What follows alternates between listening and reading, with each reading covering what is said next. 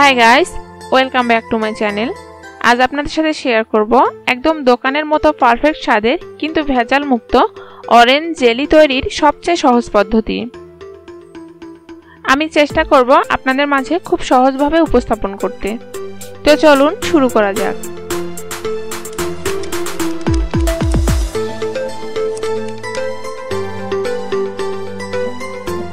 Orange jelly তৈরির জন্য আমি এখানে 4টা অরেঞ্জ পরিষ্কার করে ধুয়ে নিয়েছি, আর এগুলো আছে 1 কেজি পরিমাণ।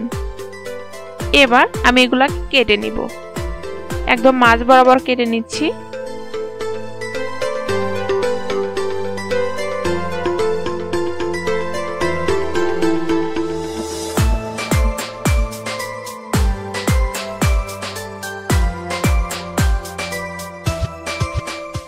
সবগুলো অরেঞ্জ কাটা হয়ে গেছে। এখানে আমি একটা হ্যান্ড জুসার নিয়ে নিয়েছি। এখন এই অরেঞ্জগুলো থেকে আমি জুস করে নিচ্ছি। আপনাদের কাছে এরকম জুসার না থাকলে আপনারা চাইলে হাত দিয়ে চেপে চেপেও জুসটা বের করে নিতে পারবেন।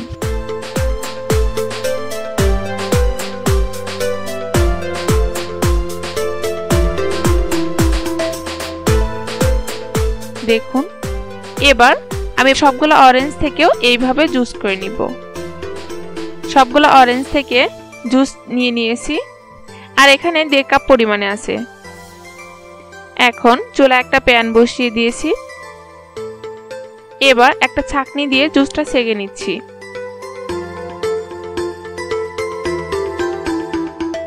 হয়ে গেছে। এখন দিচ্ছি 1 কাপ পরিমাণ চিনি।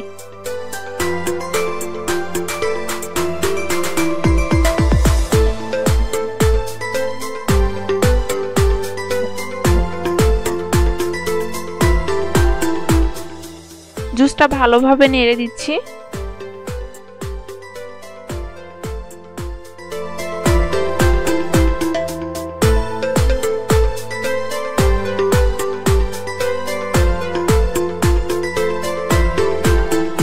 দিচ্ছি 1 টেবিল চামচ লেবুর রস।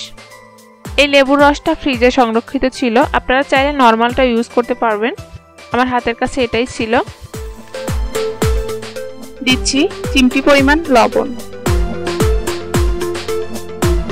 চুলার আঁচটা মিডিয়ামে রেখে আমি এটাকে ঘন করে নিব।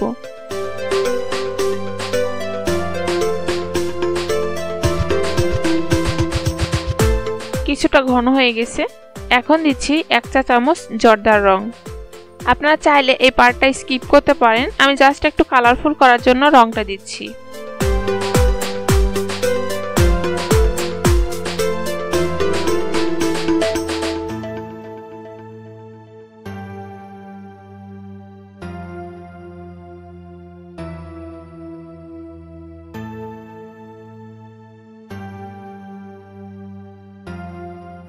এখন দিচ্ছি 1 চা চামচ অরেঞ্জ ফ্লেভার। দিয়ে দিচ্ছি 1 টেবিল চামচ জেলাটিন।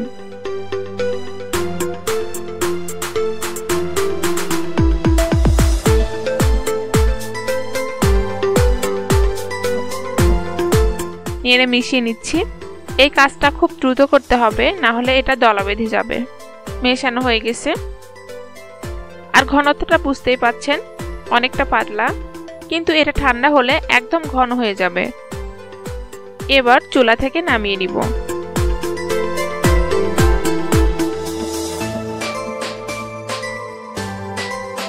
আমি এখানে 2টা কাচের পাত্র নিয়ে নিয়েছি, আর অবশ্যই এখানে কাচের পাত্রটি ইউজ করতে হবে। জেলিটা চুলা থেকে নামিয়ে আমি এই পাত্রে ঢেলে নিচ্ছি। এবার জেলিটাকে নরমাল টেম্পারেচারে এনে ফ্রিজে রেখে দিব 6 থেকে 7 ঘন্টার জন্য। এই সময়ের মধ্যেই জেলিটা জমাট বেঁধে যাবে।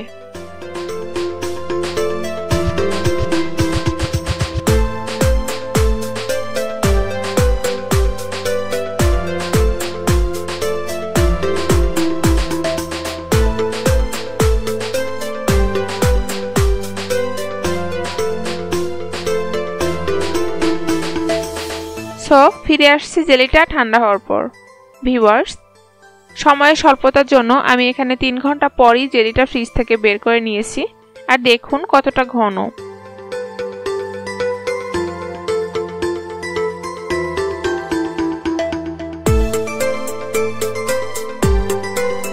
এটা ৬-৭ ঘন্টা পর একদম পারফেক্ট হয়ে যাবে।